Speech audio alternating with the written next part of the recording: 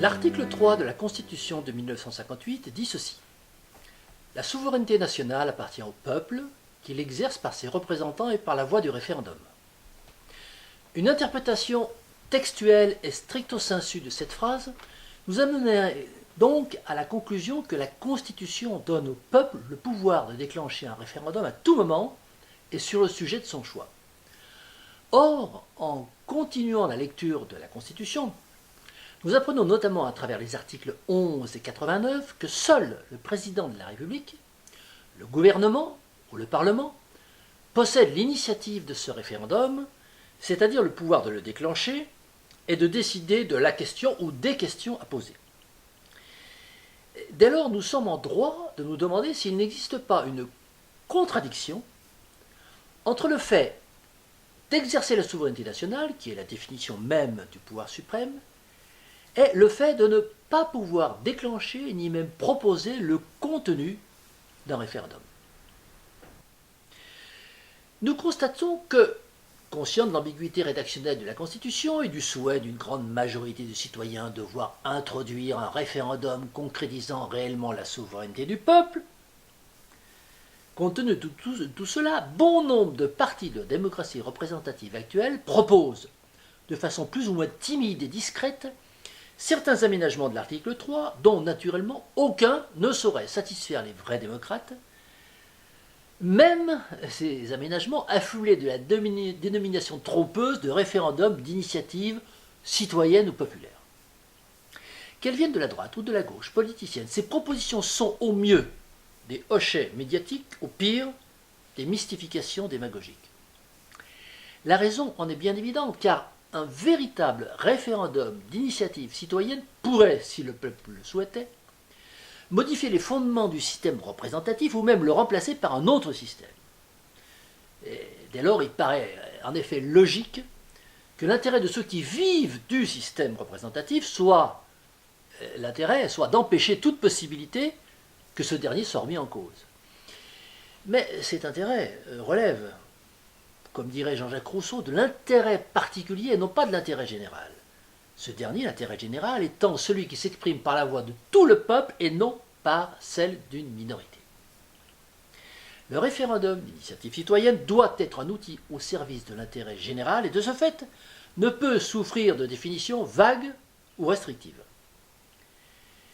Une définition vague, qui satisferait aux besoins marketing d'un parti voulant se parer de l'onction démocratique à moindre frais. Une définition restrictive, qui permettrait à un parti mis au pied du mur citoyen de s'en tirer à bon compte par une pirouette rédactionnelle. Le référendum d'initiative citoyenne ne peut pas être un simple argument utile à certains moments du débat politique, mais suffisamment polysémique pour que chaque parti puisse en tirer le meilleur profit électoral. En tout état de cause, le véritable référendum d'initiative citoyenne se doit de prendre en compte les trois phases décisionnelles que sont l'initiative, le débat et la votation, et non pas l'une ou l'autre ou uniquement deux d'entre elles.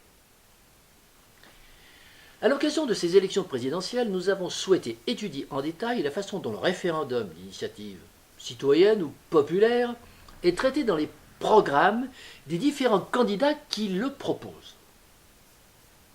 Cette étude détaillée fait apparaître que tous ces référendums sont oblitérés soit d'un critère d'imprécision, soit d'un critère de restriction, soit des deux critères additionnés ensemble. 5 candidats seulement proposent d'instaurer un tel référendum. Il s'agit de Jean-Luc Mélenchon, France Insoumise, François Asselineau, Union populaire républicaine, Benoît Hamon, PS, Marine Le Pen, FN, Nicolas Dupont-Aignan, Debout la France. Il est à noter que tous les autres partis sont contre ou n'en parlent pas. Alors voyons en détail les propositions de ces 5 candidats. Tout d'abord, sans ordre d'importance ou d'intérêt, Jean-Luc Mélenchon. Alors, extrait du programme de M. Mélenchon, créer un droit de révoquer un élu en cours de mandat par référendum sur demande d'une partie du corps électoral. Alors, un premier critère d'imprécision nous saute aux yeux. On ne sait pas quelle partie du corps électoral pourrait déclencher un référendum, ni par quel dispositif. Par exemple, supposons qu'il faille 10 millions de demandes et qu'aucune structure ne soit prévue pour recevoir l'initiative ni pour organiser le débat, cela reviendrait à rendre cette mesure sans objet. Or, rien n'est dit sur les deux étapes fondamentales, ce qui enlève toute portée à cette proposition. On relève ensuite un critère de restriction. En effet, à partir du moment où un pouvoir de révocabilité politique est attribué au peuple, pourquoi ce pouvoir est-il limité aux élus et ne couvre-t-il pas l'intégralité du personnel politique, c'est-à-dire les ministres, les hauts fonctionnaires, les technocrates et autres agents de l'État et autres hauts agents de l'État? Ces personnages sont, comme chacun le sait, les véritables acteurs de la vie politique, et ils produisent d'ailleurs eux-mêmes plus de 90% des textes législatifs sous forme de décrets, arrêtés, règlements, circulaires, directives, etc., etc. Il semblerait même logique que le pouvoir de révocabilité s'exerce en priorité sur ces mandataires qui sont désignés sans l'avis du peuple, alors que les élus, eux, l'ont été par l'élection. Alors, deuxième point du programme de M. Mélenchon. Instaurer le référendum d'initiative citoyenne et le droit des citoyens de proposer une loi. Alors, tout d'abord, on voit un critère de restriction. Ce référendum est limité au droit de proposer une loi. Et refuser le droit de la modifier, et refuser le droit de l'abroger. Il lui est refusé aussi le droit de modifier la Constitution. Troisième point du programme de M. Mélenchon. Rendre obligatoire le recours au référendum pour réviser la Constitution ou ratifier tout nouveau traité européen et garantir le respect de la décision populaire. Toujours critère d'imprécision. Car il n'est pas dit si ce référendum peut être déclenché à l'initiative des citoyens. Le libellé semble indiquer que non. Donc ce n'est pas un référendum citoyen. En conclusion, ce référendum d'initiative citoyenne de M. Mélenchon est une caricature inacceptable du véritable référendum d'initiative citoyenne. Deuxième candidat, M. Asselineau, qui dit instaurer le référendum d'initiative populaire en plus du référendum d'initiative présidentielle. Ce second type de référendum s'effectuera sous le contrôle de la nouvelle Cour constitutionnelle qui vérifiera préalablement sa conformité avec la Constitution. Une loi organique en fixera les modalités d'organisation. Les référendums pourront comporter plusieurs questions pour nuancer les réponses.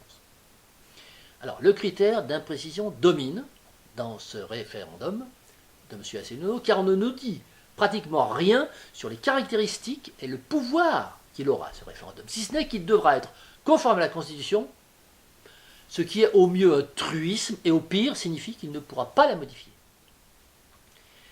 Le fait que ce référendum mystérieux puisse comporter plusieurs questions ne nous avance non plus pas plus. Troisième candidat, M. Hamon, qui dit mise en place d'un 49.3 citoyen qui permettra à 1% du corps électoral, soit de faire inscrire à l'ordre du jour du Parlement une proposition de loi citoyenne, soit de soumettre une loi votée à référendum sous condition de représentativité des signataires et de participation au scrutin et dans des domaines déterminés. Cette formulation constitue un modèle d'enfigurisme politicien qui la rend inintelligible, d'une part, incompréhensible et trompeuse par ailleurs. La première tromperie, c'est de tenter de faire passer ce dénommé 49.3 citoyen pour une consultation similaire à un référendum, alors qu'il n'en est rien, dans la mesure où c'est le Parlement qui votera la loi présentée par ces fameux 1%. Soit dit en passant, ce dispositif n'a rien d'un 49.3 non plus, dans la mesure où l'article 49.3 remplace simplement l'acte de votation de la loi par le fait de ne pas déposer de motion de censure à l'encontre du gouvernement. Donc, rien à voir. Nous atteignons ici le comble de la confusion, certainement voulue par son auteur, n'en doutons pas, convaincu qu'il semble être de l'inculture politique de son électorat putatif. L'obscurité de son propos s'épaissit encore. Par la suite, avec cette formule bizarre, permettre de soumettre une loi votée à référendum. Doit-on comprendre que 1% des citoyens pourraient resoumettre à référendum une loi déjà votée par le Parlement? Ou bien s'agit-il d'une simple coquille typographique et il faudrait alors lire tout simplement soumettre une proposition de loi à référendum en supprimant l'adjectif voter et en rajoutant proposition de loi. Cela fait vraiment beaucoup d'incertitudes pour un programme présidentiel sérieux. Mais ce n'est pas terminé. Vient ensuite la formule « sous condition de représentativité des signataires ». Alors celle-là, elle cumule les critères de restriction et d'imprécision. Restriction, car il apparaît que les signataires ne pourront pas être n'importe quel citoyen. Alors M. Hamon invente ici le concept de citoyen représentatif. Et alors, pourquoi ne va-t-il pas jusqu'au bout de sa logique? Et pourquoi ne propose-t-il pas de confier l'initiative de ce référendum tout simplement aux instituts de sondage? En réalité, il y a une profonde contradiction entre le simple fait d'instaurer une consultation citoyenne et celui d'exiger un quelconque élément de représentativité auprès des citoyens consultés. Le rédacteur a manifestement besoin d'apprendre les notions de base de la démocratie. Enfin, imprécision. Tout simplement parce qu'on ne nous dit pas quelle sorte de représentativité sera exigée. Nous passerons enfin sur l'incompréhensibilité de la formulation complète, sous condition de représentativité des signataires et de participation au scrutin. Que veut dire sous condition de participation au scrutin? Mystère insondable.